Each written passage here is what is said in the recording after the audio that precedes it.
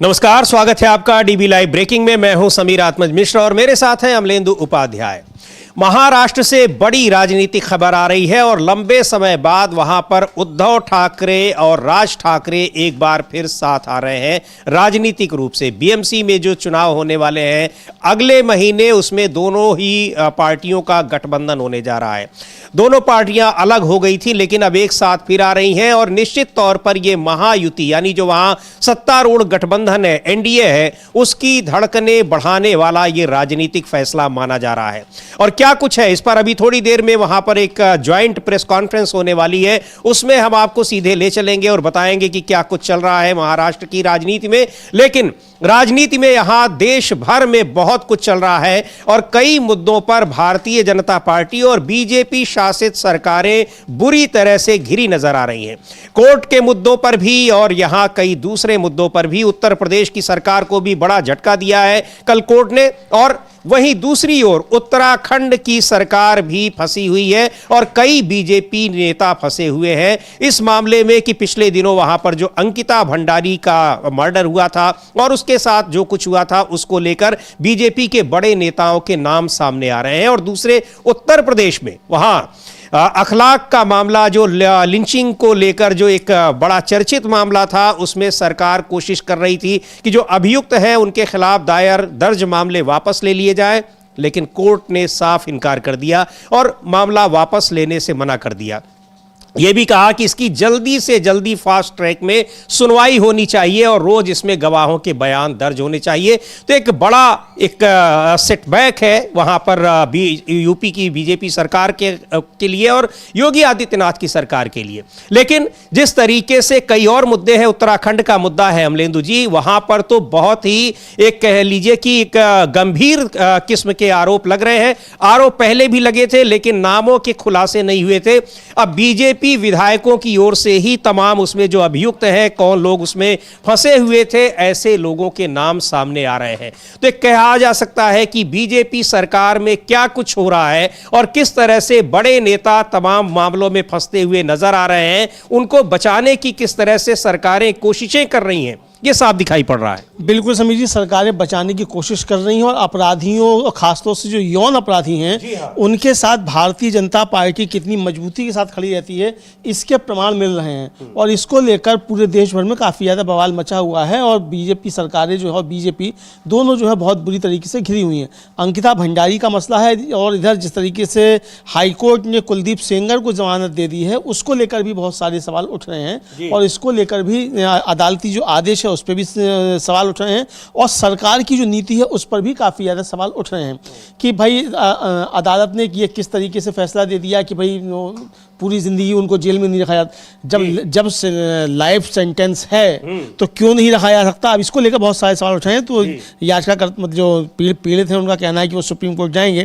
बहरहाल इसको लेकर सवाल उठ रहे हैं, लेकिन सवाल सबसे ज़्यादा ये उठ रहे हैं कि भारतीय जनता पार्टी किस तरीके से यौन अपराधियों के साथ मजबूती से खड़ी रहती है और उसके बाद फिर बेटी बचाओ बेटी पढ़ाओ का नारा भी दे देती है। इसको लेकर काफ़ी ज़्यादा सवाल उठ रहे हैं जी। और उत्तराखंड में अमलेंदु जी जो मामला था अंकिता भंडारी का, बहुत ही चर्चित मामला था, उसमें सरकार गिरी हुई थी, लेकिन वहां भी किस तरह से बड़े जो लोग थे उनको बचाने की कोशिशें की गई और अभी तक की जा रही हैं, लेकिन बीजेपी के नेताओं ने ही उसका खुलासा किया है। प्रदेश कांग्रेस के अध्यक्ष हैं गणेश गोदियाल, उन्होंने क्या कुछ कहा है उस मामले में और किस तरह के नए खुलासे हुए हैं बीजेपी नेताओं की ओर से, किस तरह से ये बातें आई हैं, उनको हम सुनेंगे। पीसीसी के जो अध्यक्ष है वहां पर, प्रदेश कांग्रेस कमेटी के अध्यक्ष गणेश गोदियाल। लेकिन ये चर्चित मामला बीजेपी के बड़े नेता और ये साफ दिखाई पड़ रहा है कि कैसे आखिरी दम तक बचाने की कोशिशें होती हैं, कोर्ट के अंदर भी और कोर्ट के बाहर भी। अब यहां पर जो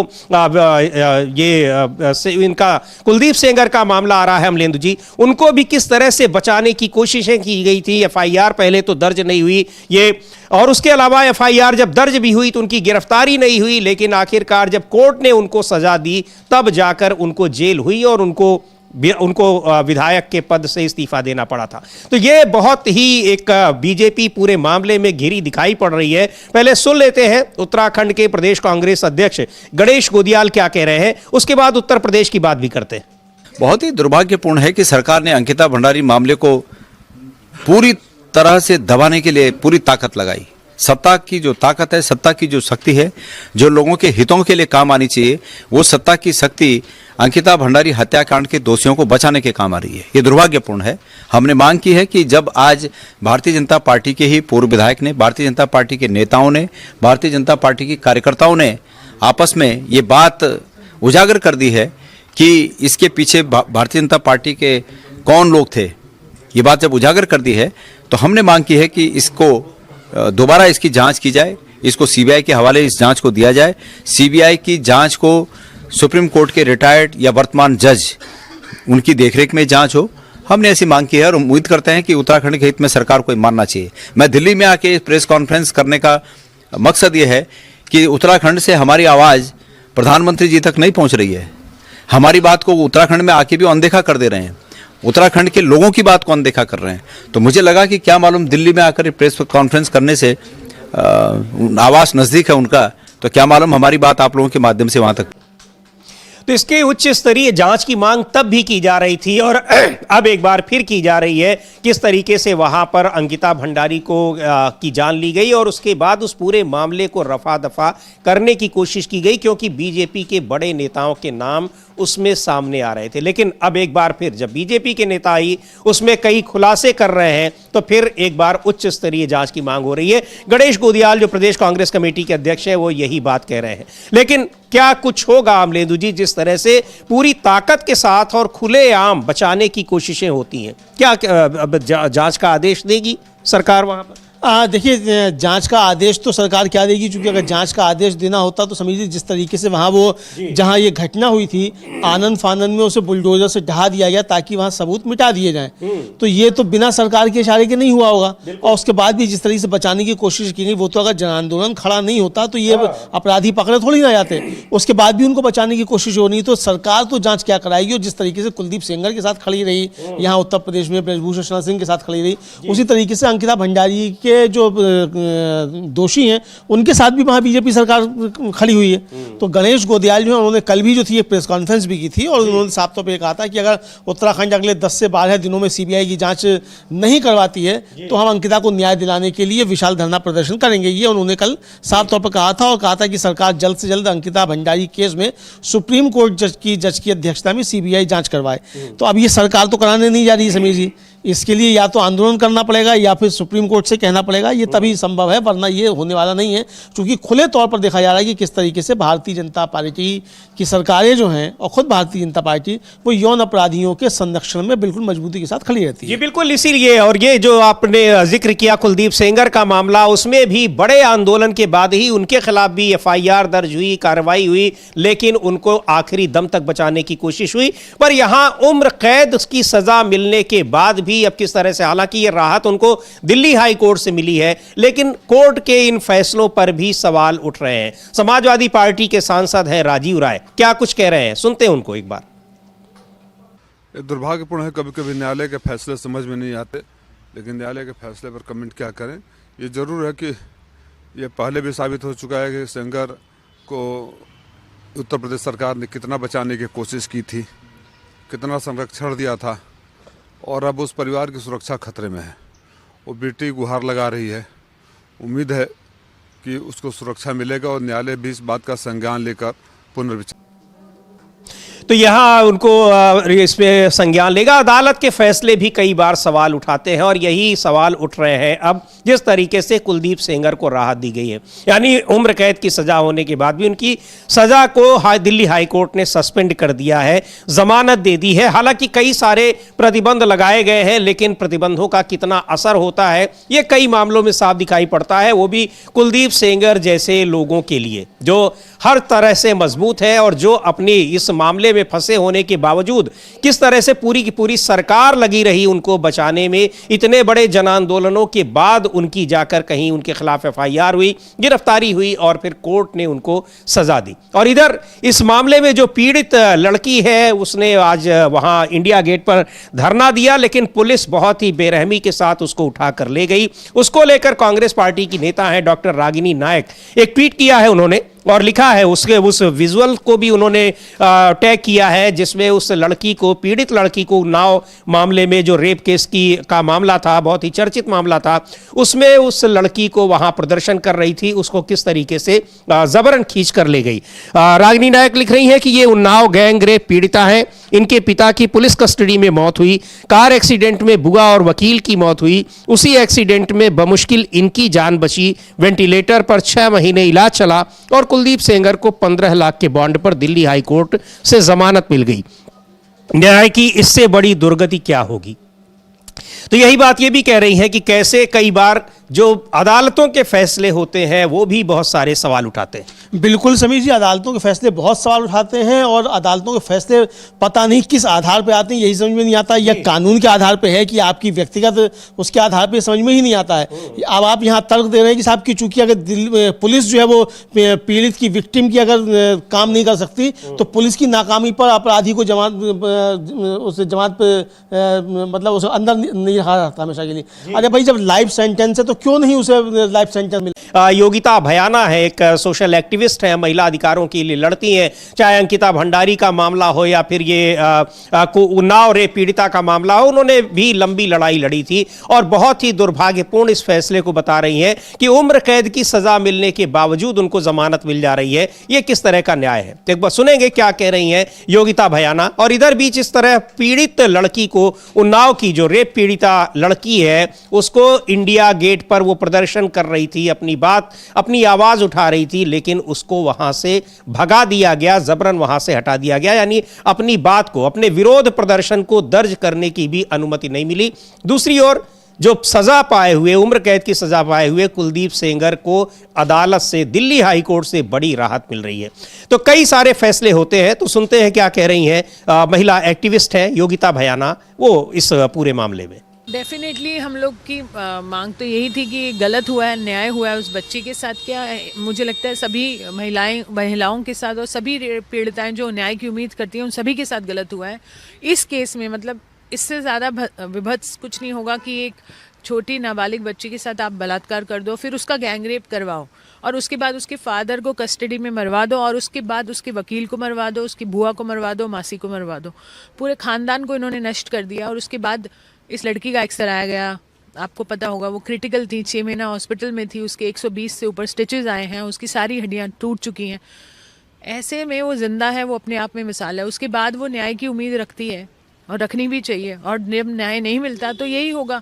हम लोग सिर्फ पीसफुली हम अपनी बात रखने के लिए इंडिया गेट पे बैठ रहे थे तो वहाँ पर पुलिस आई और घसीटते हम सबको बस में भर दिया उन्होंने। आप सोचिए, यहाँ पर पहले तो न्याय मिलता नहीं है और न्याय मांगने के बाद आपको डंडे मिलते हैं। डेफिनेटली हमारी लॉयर से मीटिंग हुई, हमने पूरी, हम लोग प्रक्रिया को फॉलो करेंगे, पर अनफॉर्चुनेटली हमें पूरा भरोसा नहीं है हमारे न्याय पर, न्याय की व्यवस्था पर, क्योंकि अभी चुनाव आ रहे हैं यूपी में और मुझे लगता है कि ये पूरी एक सोची समझी एक तरह से प्लानिंग की गई थी कि उसको बाहर निकालना है ताकि चुनाव जीता जाए। चाहे वो पीड़िता की जान को खतरा हो, चाहे वो समाज में इतने बड़ा, हमारे देश की इज्जत और शान पर कितना बड़ा धब्बा है कि एक मतलब बलात्कारी बाहर छोड़ दिया आपने क्योंकि आपको चुनाव की पड़ी है। तो ये बहुत ही दुर्भाग्यपूर्ण है और बहुत उससे ज़्यादा दुर्भाग्यपूर्ण है अमलेंदु जी, जो ये चूंकि कई सारे इस तरह के मामलों में इन्होंने भी काफ़ी लड़ाई लड़ी है, कह रही है हमें न्याय प्रक्रिया पर भी भरोसा उठ रहा है। ये सबसे ज़्यादा दुर्भाग्यपूर्ण मामला है। बिल्कुल समीर जी, बहुत गंभीर मामला है ये। न्याय प्रक्रिया से भरोसा उठने का मामला निश्चित तौर पर है कि आप एक तरफ मतलब कह रहे हैं कि साहब चूंकि दिल्ली पुलिस जो है वो विक्टिम की रक्षा नहीं कर सकती, मतलब कोई भी पुलिस जो है तो पुलिस की नाकामी के लिए उसको हम हमेशा जेल में नहीं रख सकते। तो ये तर्क जो है, तो भाई जब लाइफ सेंटेंस किस लिए है? जमानत पर बाहर मौज करने के लिए नहीं है लाइफ सेंटेंस। तो अब ये जिस तरीके की आ रही हैं अदालतों से फैसले आ रहे हैं, तो इस पर भी अब काफ़ी ज़्यादा बहस होने लगी है कि आखिर न्याय प्रक्रिया पर भरोसा कैसे कायम रहे।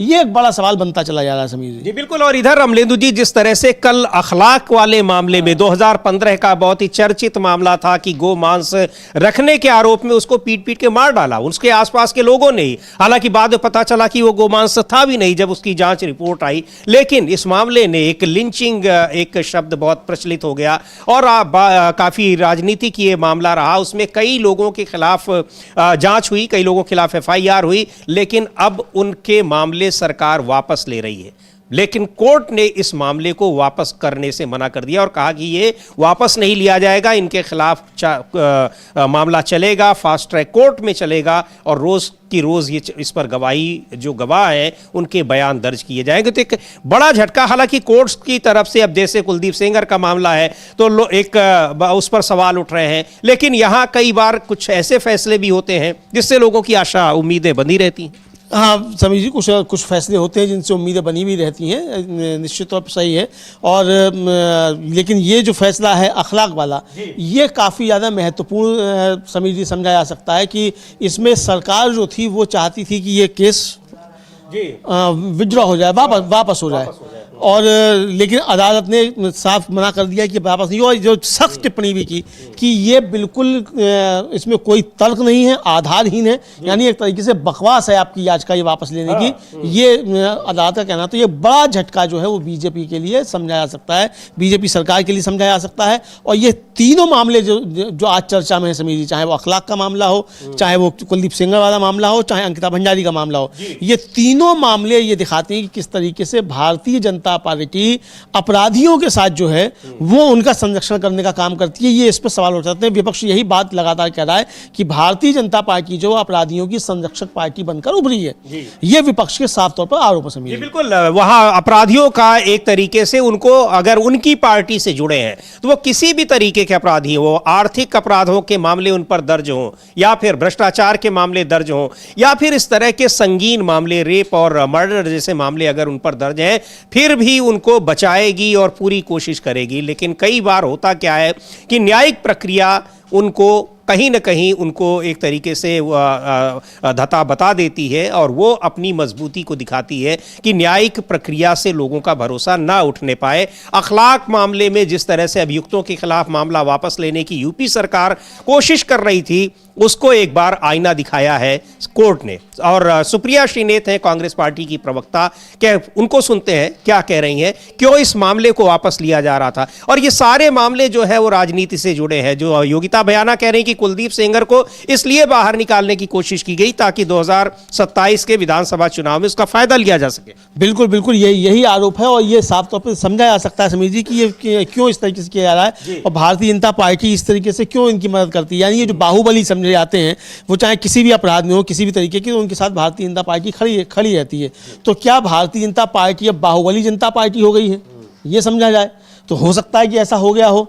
हम तो नहीं जानते ऐसा हुआ है कि नहीं हुआ है, लेकिन विपक्ष जो आरोप लगा रहा है वो साफ तौर पे यही आरोप लगा रहा है कि भारतीय जनता पार्टी अपराधियों के साथ खड़ी रहती है और जनता के खिलाफ है, अपराधियों के साथ, और अपराधियों के बल पे ही चुनाव जीतना चाहती है। ये विपक्ष के आरोप है। जी बिल्कुल, तो सुनते हैं क्या कह रही हैं कांग्रेस की प्रवक्ता सुप्रिया श्रीनेत।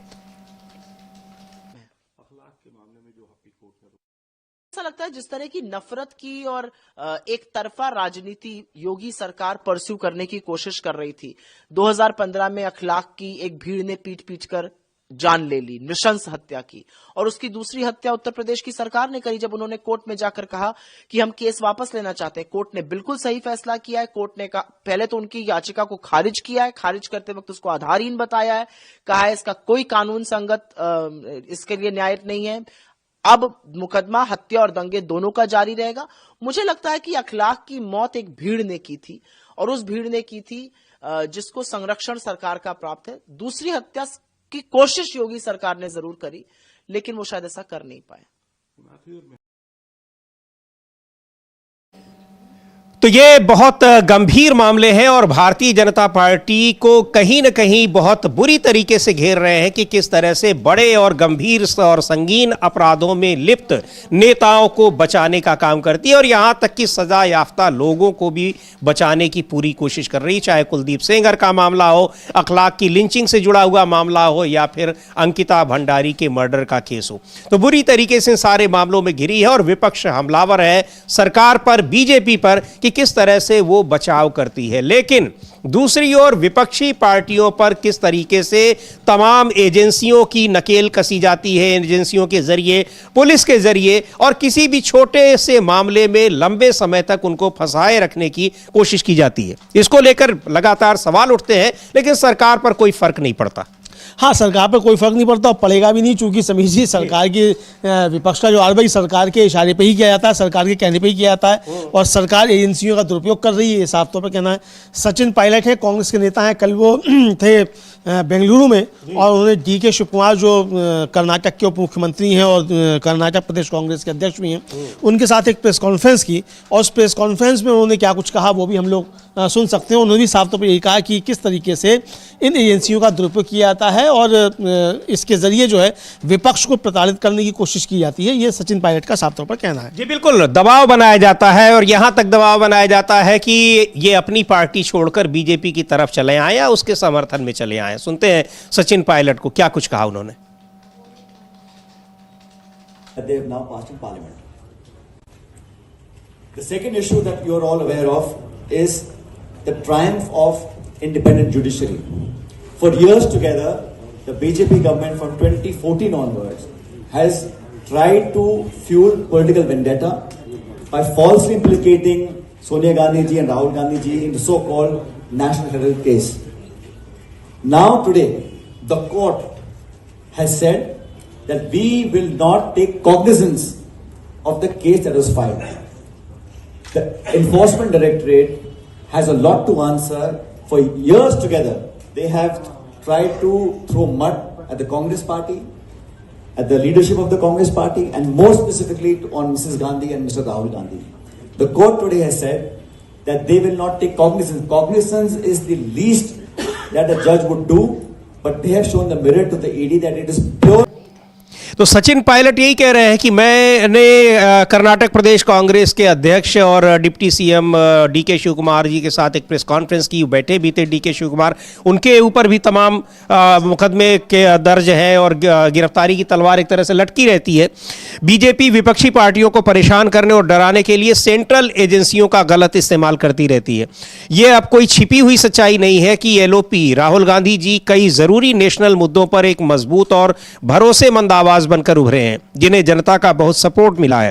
खास बात यह है कि जैसे ही पार्लियामेंट का विंटर सेशन शुरू होने वाला था, ED ने हमारे सम्मानित नेताओं के खिलाफ बेबुनियाद नेशनल हेराल्ड केस में चार्ज फाइल कर दिए। हालांकि कोर्ट ने चार्जशीट पर संज्ञान तक नहीं लिया, जिससे केस के पीछे की पॉलिटिकल मंशा सामने आ गई। तो ये बिल्कुल साफ तरीके से दिखाई पड़ता है कि ये एजेंसियां किस तरह से काम करती हैं और इन एजेंसियों को कैसे बार बार कोर्ट से फटकार भी मिलती रहती है, लेकिन इनकी कार्यशैली में कोई बदलाव नहीं आया है। हाँ बिल्कुल, इनकी कार्यशैली में कोई बदलाव नहीं आया है किसी भी तरीके का समीर जी, और ये साफ तौर पर समझा सकता है कि एजेंसियों का किस तरीके से दुरुपयोग किया जाता है। लोकसभा चुनाव से पहले तो बहुत ज़्यादा हुआ और उसके बाद फिर जब अदालतों से फटकार लगने लगी, सुप्रीम कोर्ट से फटकार लगने लगी, तब जाके थोड़ा सी लगाम कसी, लेकिन अभी भी जो है वो पूरी तरीके से लगाम जो है वो कसी नहीं गई है। अभी भी फिर भी उसका इस्तेमाल किया जाता है, हालांकि जानते हैं कि ये सारे मामले जाकर अदालतों में खाली हो जाएंगे। अब यही नेशनल हेराल्ड केस जो है 11 साल से चल रहा था, आपने बीच में बंद कर दिया, फिर आपने खोल लिया, फिर आपने उस पर पूछताछ कर ली, कुछ नहीं मिला, अब आपने जाकर एकदम से चार्जशीट दाखिल कर दी और अदालत ने आपकी चार्जशीट उठाकर फेंक दी, ये कहते हुए कि एकदम बकवास है और इसमें कोई FIR दर्ज नहीं हुई, तो आप गिरफ्तार कैसे कर लेंगे किसी को, आप चार्जशीट कैसे दाखिल कर देंगे? भाई अगर कोई कत्ल हुआ होगा तो उसकी कत्ल की FIR होगी ना, या बिना कत्ल की FIR किए हुए आप फांसी किसी को दिलवा देंगे? ये एक सामान्य सत्ता को जो है अपराध शास्त्र का, तो उस पर इस तरीके से उसकी टिप्पणी आई थी। लेकिन राहुल गांधी अभी जर्मनी में थे और जर्मनी में राहुल गांधी ने जो कहा उसको लेकर बहुत ज़्यादा बवाल मचा हुआ है कि राहुल गांधी ने क्या दिया, राहुल गांधी ने वहाँ अपमान कर दिया ये। लेकिन राहुल गांधी ने वहाँ कुछ महत्वपूर्ण बातें कही समीर जी, और उसमें एक महत्वपूर्ण बात यही थी कि इंडिया गठबंधन को लेकर उनसे पूछा गया, तो उनका ये देखिए इंडिया गठबंधन एक जो सेंटर पॉइंट है उसका ये है कि वो RSS और BJP की पॉलिसीज़ के खिलाफ है। साफ सी बात तो ये है। पहली हमारी अपनी टेक्टिकल पॉलिसीज़ हैं, कुछ मतलब रणनीतियाँ हमारी हैं जिसके तहत हम कहीं आपस में संघर्ष करते हैं, कहीं हम लड़ते हैं, लेकिन जब एक कोर मुद्दे की बात आती है तो हम RSS BJP की पॉलिसी के खिलाफ हैं, जबकि NDA जो है उसमें ये बात नहीं है। एनडीए आरएसएस के मुद्दे पर एकजुट नहीं है। तो ये जो दोनों का अंतर है, ये साफ तौर पर राहुल गांधी ने वहां जर्मनी में बताया। हम लोग सुन भी सकते हैं कि राहुल गांधी क्या कहा, अंग्रेजी में है लेकिन इसका हम हिंदी अनुवाद भी बता जी देंगे। बिल्कुल, और ये बात राहुल गांधी तमाम दूसरे जगहों पर और पार्लियामेंट में भी कई बार कह चुके हैं। अभी पिछले सेशन जो अभी विंटर सेशन खत्म हुआ है उसमें भी उन्होंने ये बात कही थी, जिसको लेकर जब वहां पर वोट चुनाव सुधार पर चर्चा हो रही थी, स्पीकर ओम बिरला ने उनको रोकने की कोशिश की, तो उन्होंने कहा ये सारी चीजें वो चुनाव सुधार से ही संबंधित है, आप इस पर रोकिए नहीं। हाँ बिल्कुल, ये कहा कि चुनाव सुधार से ही संबंधित हैं और चुनाव सुधार पर आप सुझाव लीजिए। हमने तो चुनाव आयोग को दिए हैं सुझाव, चुनाव आयोग ने माना ही सुना ही नहीं। हम मिलने का समय मांगते रहे, हमको समय नहीं दिया। हमने भेजे हैं उनको सुझाव, आप कह रहे हैं फिर से सुझाव दे देंगे, लेकिन चुनाव आयोग तैयार तो हो सुझाव लेने के लिए। अब चुनाव आयोग पर भी हम लोग चर्चा करेंगे किस तरीके से उसका एक बड़ा खुलासा हुआ है कि वो पूरी तरीके से गिर गया है। लेकिन पहले हम लोग राहुल गांधी को सुन सकते हैं कि राहुल गांधी ने वहां कहा क्या था, फिर हिंदी में हम लोग बताएंगे। बिल्कुल, राहुल गांधी ने वहां पर जर्मनी में क्या कहा उसको सुनेंगे, लेकिन राहुल गांधी ने वही सारी बातें कही हैं जो यहां पर उन्होंने संसद में भी कही हैं और लगातार पिछले काफी समय से वो इस मुद्दे को लेकर काफी वोकल हैं और इसको लेकर कई यात्राएं कर चुके हैं, कई रैलियां कर चुके हैं। और केवल राहुल गांधी नहीं, उस मुद्दे को पूरा का पूरा इंडिया गठबंधन, पूरा विपक्ष बार बार उठा रहा है। लेकिन यहां बीजेपी के तमाम नेता उस पर सवाल खड़े कर रहे हैं। पहले सुनते हैं राहुल गांधी ने कहा क्या है और उसके बाद फिर कि यहां किस तरीके से चर्चा हो रही। लेकिन एसआईआर पर जिस तरह से एक बड़ा खुलासा फिर हुआ है, रोज वहां पर हर दिन एक नए खुलासे हो रहे हैं।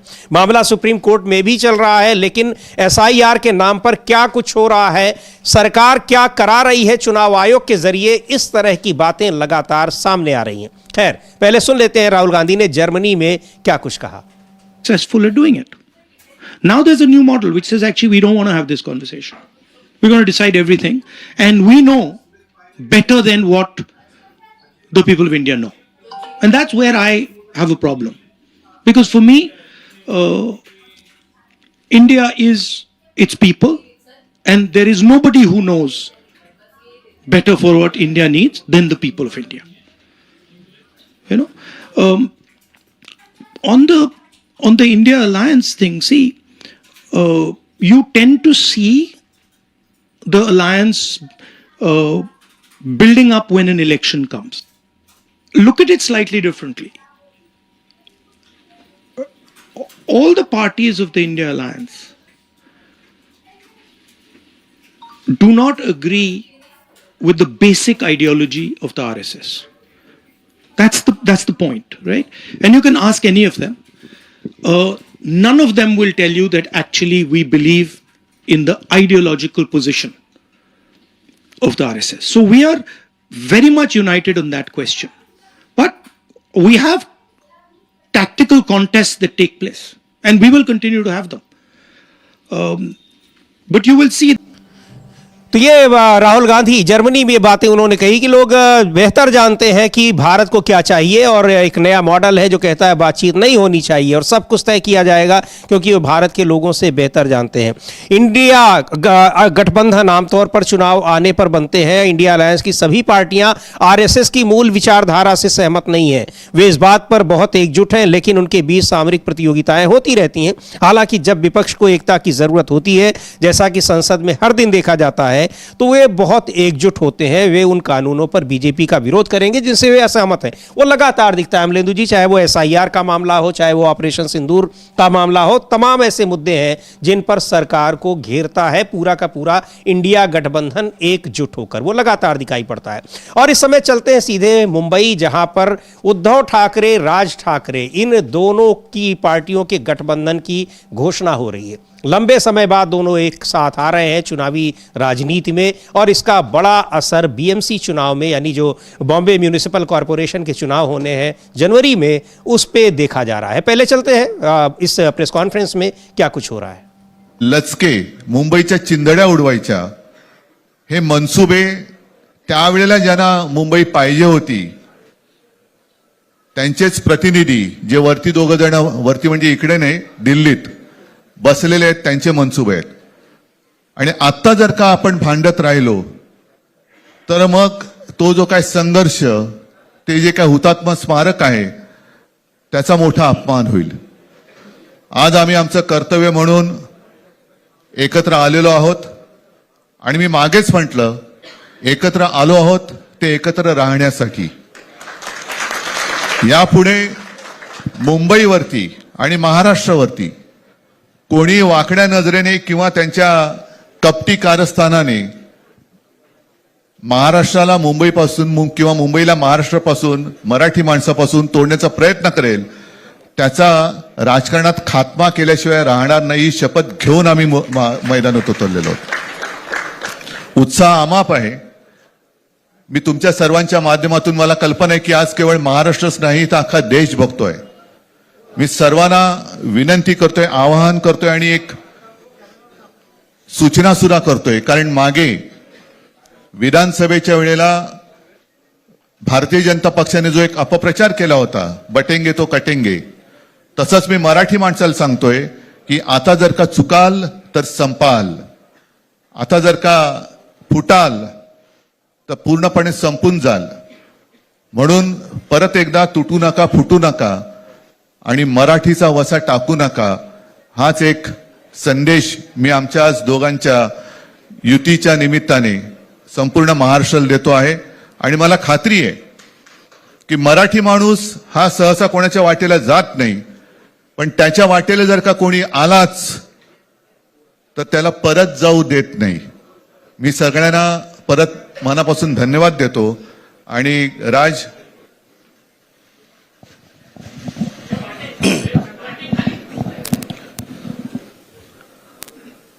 आपणा सर्वांचं मी मनपूर्वक स्वागत करतो.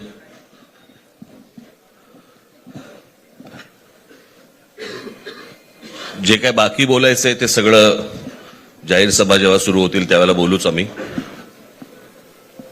परंतु माझी एक मुलाखत झाली होती आणि मी मुद्दामून आठवण करून देतो त्या गोष्टींची.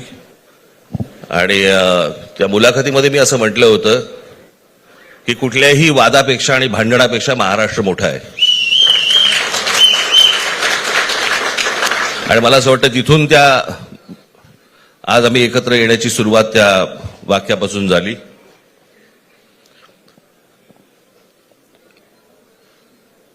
कोण किती जागा लढवणार, आकडा काय, हा नाही सांगणार तुम्हाला.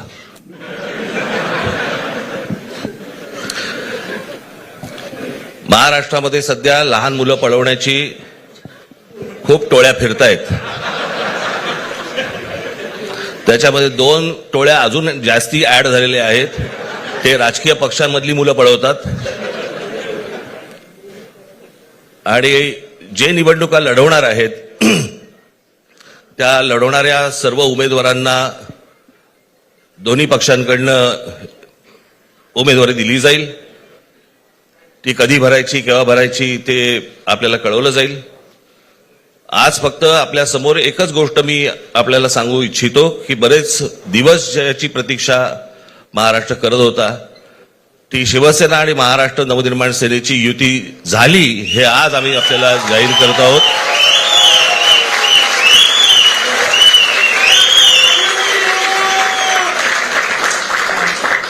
धन्यवाद.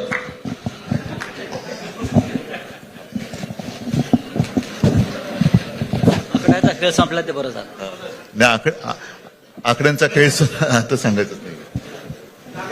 ही युती संपूर्ण महाराष्ट्रासाठी आहे का? अनेक ठिकाणी असं होऊ शकतं.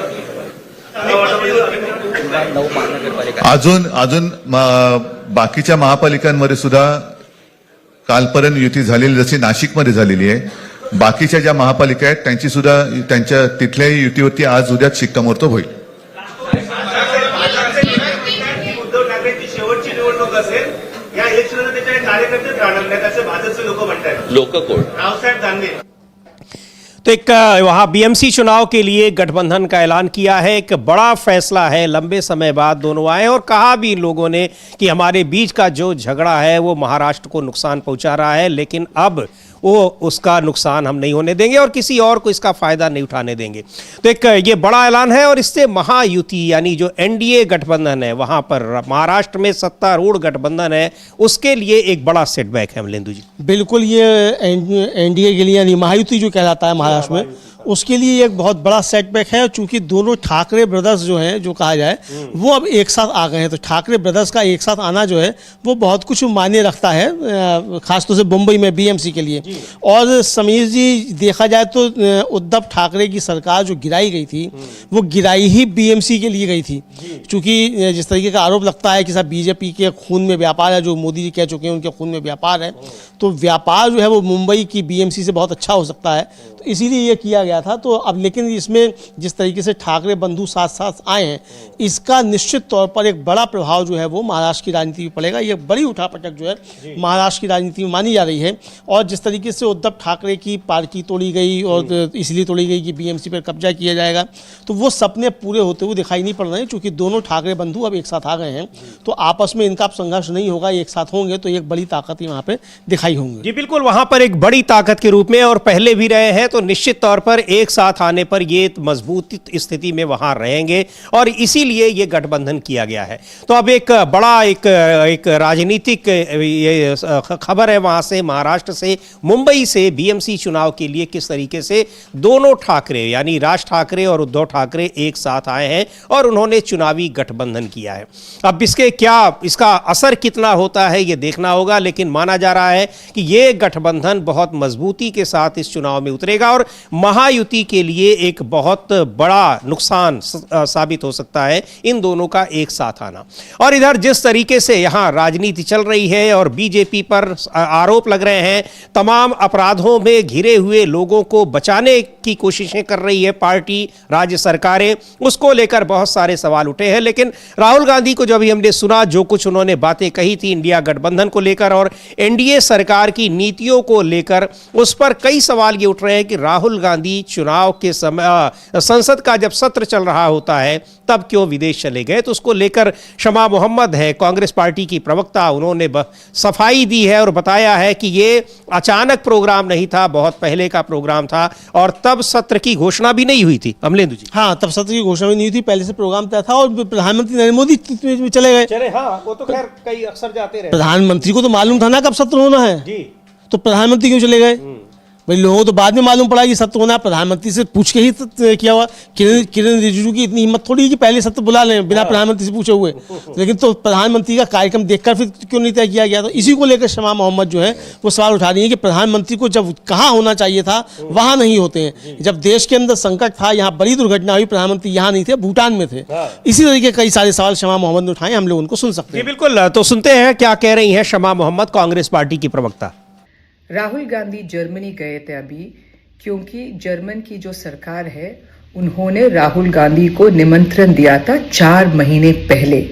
ये सब फिक्स हुआ था 4 महीने पहले, अभी नहीं है। तो ये गलत है कि राहुल गांधी संसद में नहीं है। जो संसद में नहीं है वो है देश की प्रधानमंत्री।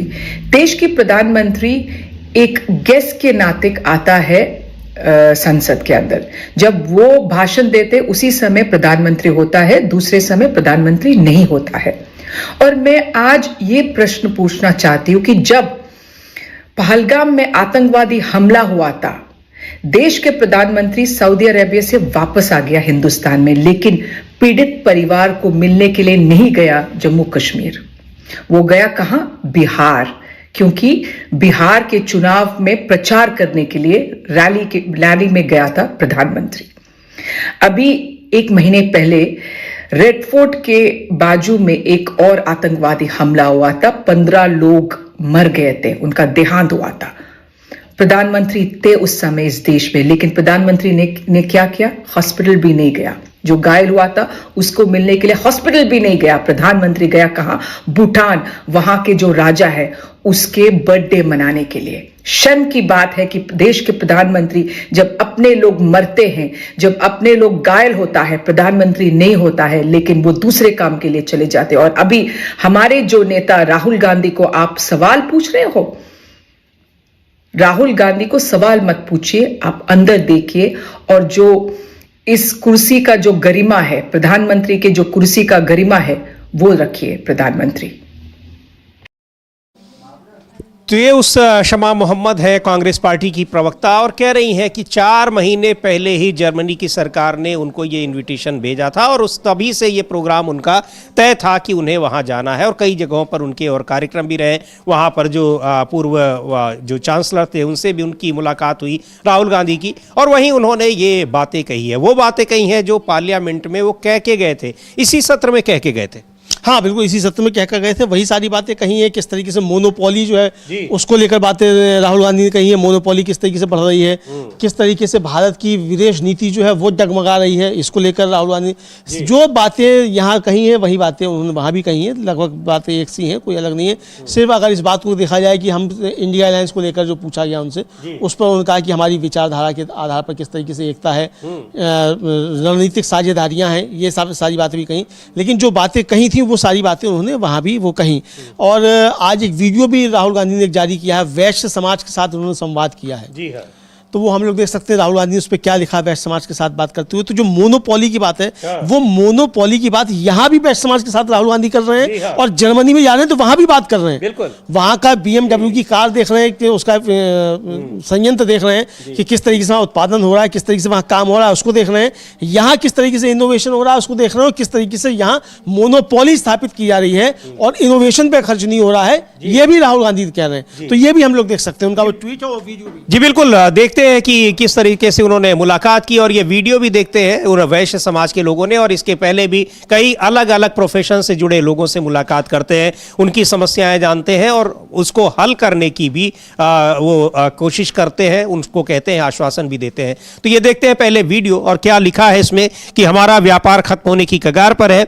व्यापार संवाद में वैश्य समाज की इस पीड़ा ने सच में झकझोर कर रख दिया है। ये व्यापारियों का कहना है कि हमारा व्यापार खत्म होने की कगार पर है। जिस समाज ने देश की अर्थव्यवस्था में ऐतिहासिक योगदान दिया, आज वही हताश है। यह खतरे की घंटी है। सरकार ने मोनोपोली को खुली छूट दे दी है और छोटे मध्यम व्यापारियों को ब्यूरोक्रेसी और गलत GST जैसी खराब नीतियों की जंजीरों में बांध दिया है। यह सिर्फ नीति की गलती नहीं, ये उत्पादन, रोजगार और भारत के भविष्य पर सीधा हमला है। बीजेपी सरकार की इसी सामंतवादी सोच के खिलाफ लड़ाई है, और इस लड़ाई में देश के व्यापार की रीढ़ वैश्य समाज के साथ मैं पूरी ताकत से खड़ा हूं। देखते हैं इस वीडियो को जो उन्होंने वैश्य समाज के लोगों से मुलाकात की है। ये अग्रवाल नेम की हिस्ट्री क्या है? They are job creators. उसकी प्रमुख भूमिका है देश के आर्थिक विकास में। हिंदुस्तान में चैरिटी होती है उसका 66% का। अनेक स्वतंत्रता सेनानी, मीडिया जगत से हमारे अनेक लोग, उद्योगों में, फाइनेंस में, हर चीज में देश को योगदान अग्रवाल समाज दे रहा है। अग्रवाल समाज सबसे ज्यादा व्यापार पे फोकस करता है, तो व्यापार जब करता है सब कुछ अपना दाव पे भी। छोटी छोटी कॉलोनियों में जो अपना धंधा चला रहे सर, वो बड़ा डिस्ट्रॉय हो चुका है। You are connectors in the economy. You connect the farmer to the table. You connect wood to the finished product to the kitchen. You are the connectors. They don't seem to understand that you need connectors. ये Agarwal name की history क्या है? महाराजा अग्रसेन जी राजा हुए हैं हरियाणा में, तो उन्होंने देश को समाजवाद का सिद्धांत दिया।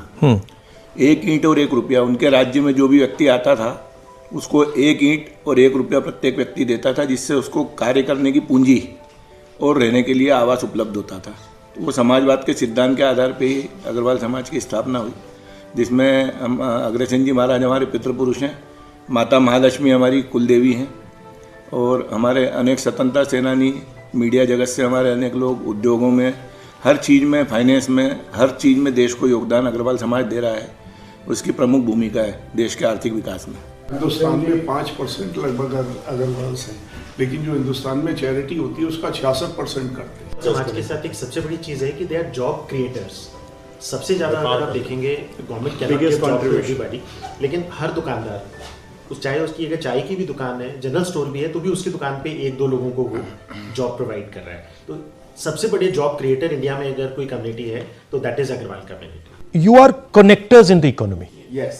Right? Meaning that you connect the farmer to the table, you connect the wood to the finished product to the kitchen, you are the connectors. They don't seem to understand that you need connectors. You cannot do without connectors. It cannot be that just you have one guy sitting on the top and वो सबका मतलब खून चूस रहा है ऊपर All से। airlines are coming and sir doing they business will in India. Understand, लेकिन बहुत देर हो चुकी होगी उसकी। हाँ, and damage will be tremendous. जैसे अभी इंडिगो के साथ हुआ, ऐसे ही हमारे सेक्टर्स के साथ होगा सर। मोनोपोलाइज हो गया, इंपोर्ट बेस्ड हो गया खाने के लिए। अरे देखेंगे भाई कौन importer. So what is the issue? आजकल एक समस्या जरूर है, एक डर का माहौल सब में है। आपके हावी आने से ना कुछ लोगों को डराया जाता है, कुछ तो एक डर का माहौल है, ये वहां पर वैश्य समाज के लोग बता रहे हैं राहुल गांधी को, और किस तरीके से वो उदाहरण देकर भी बता रहे हैं कि कैसे यहाँ मोनोपोली स्थापित की जा रही है हर क्षेत्र में। तो जाहिर सी बात है जो छोटे व्यापारी हैं, मझोले व्यापारी हैं, उन सब का अपना व्यापार कैसे खत्म हो रहा है। हाँ बिल्कुल, छोटे व्यापारियों का व्यापार खत्म हो रहा है, मझोले व्यापारियों का खत्म हो रहा है। पहले नोटबंदी से कमर तोड़ी गई, फिर जीएसटी से कमर तोड़ी गई, ये राहुल गांधी बता रहे हैं और ये व्यापारी भी बता रहे हैं समीर जी। और आपको याद होगा कि एक दिन सुप्रीम कोर्ट में केजरीवाल की जमानत पे बहस चल रही थी, तो एएसजी राजू थे, उन्होंने कहा कि मैं अभी उपस्थित नहीं हो पाऊंगा क्योंकि मैं दूसरी अदालत में हूं, उसमें जीएसटी के 350 केसेस लगे हुए हैं। जीएसटी के 350 केसेस लगे हुए थे सुप्रीम कोर्ट में एक ही दिन में समीर जी। और जीएसटी को ले आया गया है पीएमएलए एक्ट के अंतर्गत, यानी अब ईडी जो है आपकी 1 रुपए की जीएसटी की अगर कोई अकाउंट में गड़बड़ी हो गई तो आपको उठाकर ले जाएगी और बिना कुछ पूछे हुए उठाकर बंद कर देगी और 6 महीने आपकी जमानत भी नहीं होगी।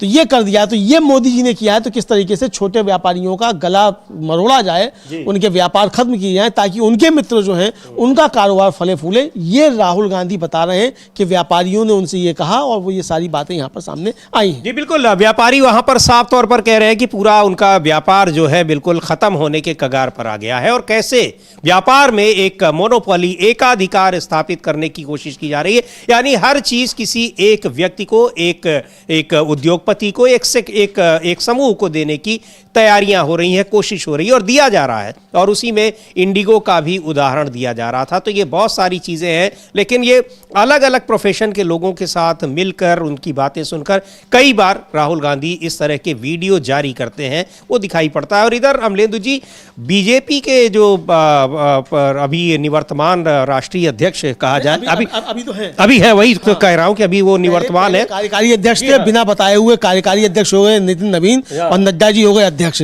और ये मालूम, मतलब पहले बताया गया था कि नड्डा जी कार्यकारी हैं, एक्सटेंशन पे हैं, लेकिन फिर नितिन नवीन बन गए अचानक से कार्यकारी राष्ट्रीय अध्यक्ष, तो बताया कि नड्डा जी अभी अध्यक्ष हैं। तो ये जबकि कहते हैं कि हमारे यहाँ निर्वाचन होता है डेमोक्रेटिक तरीके से, और 2 बार से ज्यादा कोई उनके यहाँ हो नहीं सकता है उनके संविधान में। तो ये संविधान बिना बदले हुए नड्डा जी अभी तक अध्यक्ष बने हुए। बहरहाल अब बात तो खैर, वो अब जेपी नड्डा ने एक बयान देकर अपनी ही सरकार को और सरकार उनकी कैसे काम करती है उस पर बहुत बड़ा सवाल उठा दिया है अमलेंदु जी। बिल्कुल, बहुत जबरदस्त सवाल उठा दिया है समीर जी। और आप लोगों को याद होगा, हमारे दर्शकों को भी याद होगा कि छत्तीसगढ़ में एक झीरम घाटी कांड हुआ था। उस समय रमन सिंह जी की सरकार थी छत्तीसगढ़ में, और कांग्रेस के लगभग 2.5 दर्जन नेता जो थे वो एक नक्सली हमले में उनकी जान चली गई थी। और उसको लेकर नड्डा जी ने एक बयान दे दिया कि साहब की कांग्रेस के लोग जो थे वो अंदर से मिले हुए थे, इसकी वजह से ये हुआ। अब इसको लेकर बहुत सवाल उठाना। एक तो सुशील आनंद शुक्ला हैं, वहाँ छत्तीसगढ़ कांग्रेस के प्रवक्ता हैं, उन्होंने कहा कि नड्डा जी की एनआईए से जांच होनी चाहिए, इनको मालूम है कि उस अपराध में कौन कौन शामिल था, ये बताएं कि ये घटना कैसे हुई। एक तो ये है। दूसरा, टीएस सिंहदेव जो छत्तीसगढ़ के पूर्व उप मुख्यमंत्री हैं, उन्होंने भी जेपी नड्डा के ऊपर बहुत सारे सवाल उठाए कि भाई आपको मालूम था तो आपकी कैसी सरकार है कि अब तक आपने इस पर कार्रवाई नहीं की। तो टीएस सिंहदेव जो कह रहे हैं उसको हम लोग सुन सकते हैं। बिल्कुल, यानी जेपी नड्डा एक तो ये बयान देकर घिरे हुए हैं, लेकिन अपनी पूरी सरकार और उनकी सरकार काम कैसे करती है कि चीजों को छिपाती है और समय आने पर उसको फिर वो डिस्क्लोज करती है, ये चीज भी वो बता रहे हैं। यानी अपनी पूरी सरकार के काम करने के पैटर्न को एक तरीके से उद्घाटित कर रहे हैं। लेकिन टीएस सिंहदेव जेपी नड्डा पर बहुत तगड़े सवाल पूछ रहे हैं और कह रहे हैं कि जब आपको पता था तो आपने जांच एजेंसियों को बताया क्यों नहीं। सुनते हैं टीएस सिंहदेव को। माननीय नड्डा जी छत्तीसगढ़ के दौरे पे थे और जांजगीर में जो उन्होंने भाषण दिया उससे बहुत आश्चर्य भी हुआ, दुख भी हुआ। आश्चर्य इस बात का कि केंद्रीय मंत्री, कैबिनेट के एक बहुत जिम्मेदार प्रतिनिधि जो भारतीय जनता पार्टी के आज भी राष्ट्रीय अध्यक्ष की जवाबदारी संभाल रहे हैं, उन्होंने झीरम घाटी के संदर्भ में ऐसा बयान दे दिया कि उनको मालूम है कि कांग्रेस के कुछ लोग इस प्रकार का काम कर रहे हैं। नड्डा जी से मेरा ये निवेदन है कि आप अगर जानते हैं वो कोई भी हो, कांग्रेस के हों या किसी भी पार्टी के हों, आपको अगर मालूम है कि किसने ये काम किया था झीरम घाटी का, तो आप कार्रवाई अभी तक कैसे नहीं कर रहे हैं? जानकारी रखते हुए ऐसी भीषण दुर्घटना नहीं, हत्या का, और आप कोई कार्रवाई नहीं चालू करा पा रहे हैं, ये क्या संकेत देता है? साथ ही उसी बयान में, उसी खुले मन से आप एक और बात कह गए, रक्षक की बात आप कह गए, और शायद भूल गए कि उस समय रक्षक कौन था। भारतीय जनता पार्टी की सरकार थी और रमन सिंह जी मुख्यमंत्री थे। वो ज्वाइंट फोर्सेस के कमांड पे थे। केंद्रीय अर्धसैनिक बल और राज्य की जो पुलिस है वो उनके अधीन, उनके समन्वय में, उनके अधीन सीधे तौर पे ये दोनों उनको रिपोर्ट किया करते थे और काम करते थे। तो रक्षक कौन था उस समय? निर्दोष लोगों की हत्या करा दी गई और नाकाबिल सरकार, आपको यह कहना चाहिए था कि नाकाबिल उस समय की सरकार कुछ नहीं कर पाई। बहुत दुख की बात है कि ऐसे जिम्मेदार पदों पे आसीन देश के बहुत जिम्मेदार माने जाने वाले जनप्रतिनिधि इस प्रकार का बयान देते हैं। बहुत आश्चर्य हुआ नड्डा जी। या तो आप कार्रवाई करें या कांग्रेस पार्टी से और झीरम घाटी के शहीदों से। तो ये बहुत ही एक बड़ी घटना थी उस समय की, झीरम घाटी की घटना, जिसमें कांग्रेस पार्टी के बहुत छत्तीसगढ़ राज्य के शीर्ष नेताओं की जान चली गई थी, बड़े नेताओं की। उसमें कई सारे लोग मारे गए थे और उसको लेकर उस समय सरकार, जो रमन सिंह की बीजेपी की सरकार थी, बुरी तरीके से घिरी हुई थी। तो एक तो वही कह रहे हैं टीएस सिंहदेव कि सरकार की नाकामी थी, आप उसको बता रहे हैं, और दूसरे आप ये भी कह रहे हैं कि हमको ये पता था। तो उस बात को आप छिपा क्यों रहे हैं? उसको आप जांच एजेंसियों को क्यों नहीं बता रहे हैं? छिपाना भी, सबूत छिपाना अगर आपको पता है वो भी एक अपराध है। बिल्कुल, सबूत छिपाना बड़ा अपराध है और इसमें सजा है कि आपने सबूत छिपाया है तो आपको मालूम है तो ये बड़ी सजा है, उसमें नड्डा साहब नप सकते हैं। ये टीएस सिंहदेव कह रहे हैं, हमें नहीं मालूम कि नड्डा साहब को क्या जानकारी है, क्या जानकारी नहीं है। नड्डा साहब ने कोई राजनीतिक बयान दिया है, राजनीतिक बयान भी दिया, तो इतने गंभीर मसले पर आप ऐसा राजनीतिक बयान देंगे? तो ये घिरते हुए नजर आ रहे हैं जेपी नड्डा साहब। लेकिन अब चूंकि सरकार केंद्र में भी उन्हीं की है, छत्तीसगढ़ में भी उन्हीं की है, तो नड्डा साहब पे कोई कार्रवाई नहीं होगी।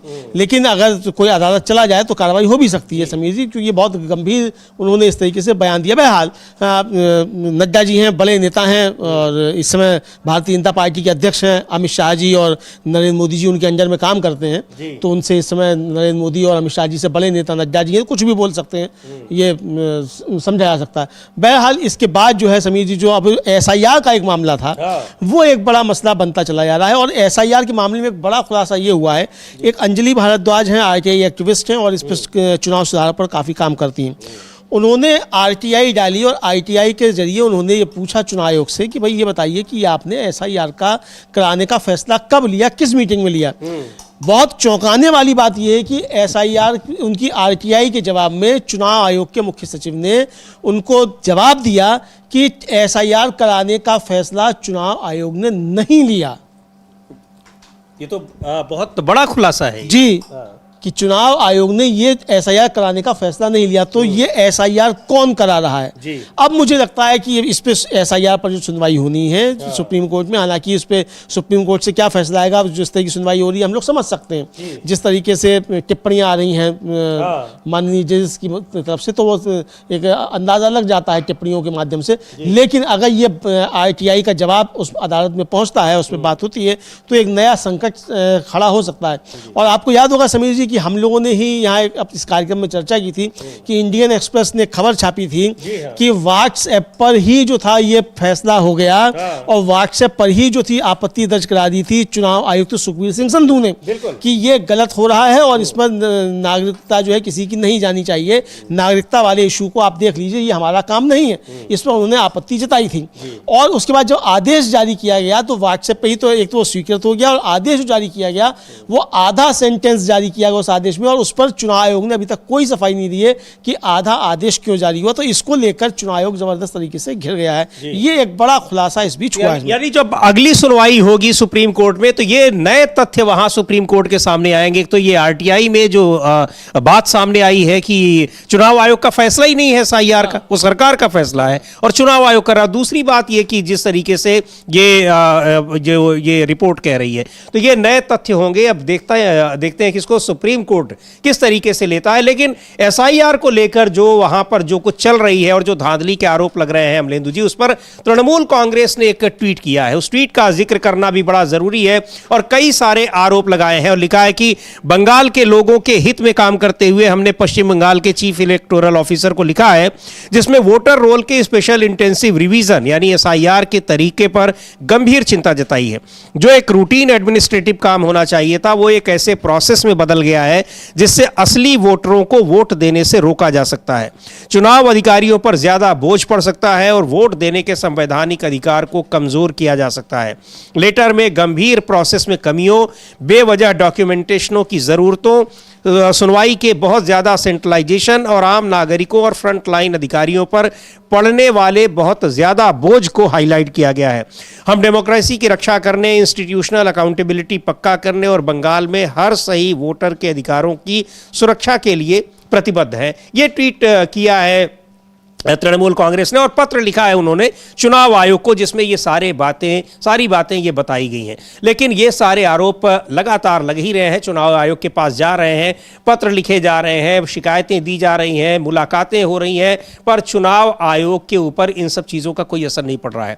और कुछ और राज्यों के भी जो ड्राफ्ट सूची होती है वो भी चुनाव आयोग ने जारी कर दी और लाखों मतदाता उन सूचियों से बाहर हो रहे हैं, पर चुनाव आयोग अपनी रफ्तार से काम कर रहा है। अब उसको सुप्रीम कोर्ट की सुनवाई का भी वहां जिस तरह से टिप्पणियां हो रही हैं, वहां जो तथ्य रखे जा रहे हैं उस पर भी उसके पर कोई असर नहीं पड़ रहा है। हाँ, उस पर भी कोई असर नहीं पड़ रहा है और वहां लगातार तथ्य रखे जा रहे हैं, सब अपनी बात कर रहे हैं। बल्कि सुप्रीम कोर्ट से तो टिप्पणी ये भी आ गई कि अखबार में कोई खबर छप गई है तो उसके आधार पर हम किसी को नोटिस इशू थोड़ी कर सकते हैं। तो भाई स्वतः संज्ञान क्यों लेते हैं?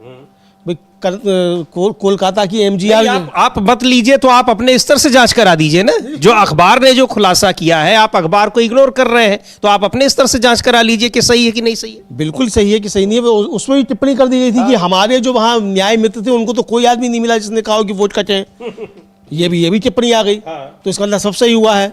97 लाख वोट अकेले तमिलनाडु में कट गए, 65 लाख वोट जो है कट गए पश्चिम बंगाल में, 29 लाख कट गए छत्तीसगढ़ में। तो ये इनमें कोई नहीं मिला जो आके कहे कि हैं।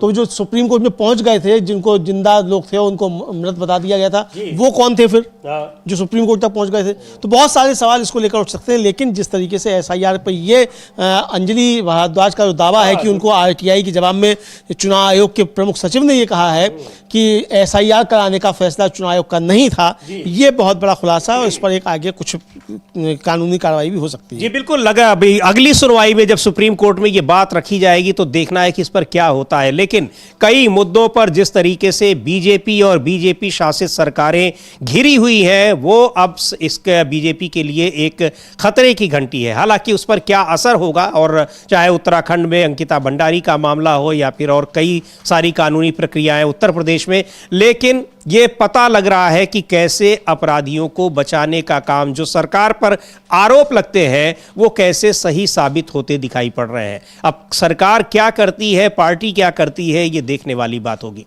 तो अब रहेगी इन सारी चीज़ों पर नज़र हमारी। आप बने रहिए डीबी लाइव के साथ। इस कार्यक्रम को अब यहीं समाप्त करते हैं। मुझे और अमलेंदु उपाध्याय को दीजिए अनुमति। नमस्कार।